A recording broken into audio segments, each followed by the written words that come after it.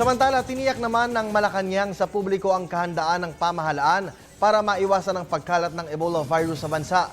Sinabi po ito ni Lacerda sa report na hindi umano tama at sapat ang kakayahan ng protective gear na naipakita ng DOH para sa pagtugon sa posibleng pasyente na tinamaan ng nakamamatay na sakit. Gid pa ni Lacerda, ang ipinakita sa publiko ay isang kahalintulad na kasuotan lamang at hindi ito ang tunay na protective gear na dapat gamitin sa pasyente. Paliwanag pa ng kalihim, may sapat na kasuotan ang medical workers na magagamit sa loob ng 3 buwan.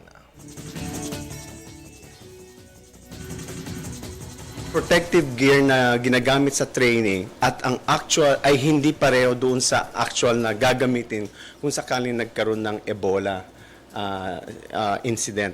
Yung sa pang-training lang talaga yon.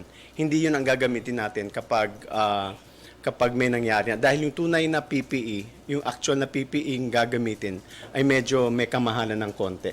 At sa alam naman talaga ito ng World Health Organization. So, yung sinasabing pumapasok ng tubig, pang-practice lang yun. And kasi dahil ang paggamit ng PPP, let's say, pag nagkaroon ng isang Ebola incident, pagpasok mo sa isolated area, you'll normally stay there for a health worker, will stay there for around 2 to 3 hours. And then, pag labas niya ng isolated area, tatanggalin na yan, i-dispose at isusunog sa incinerator.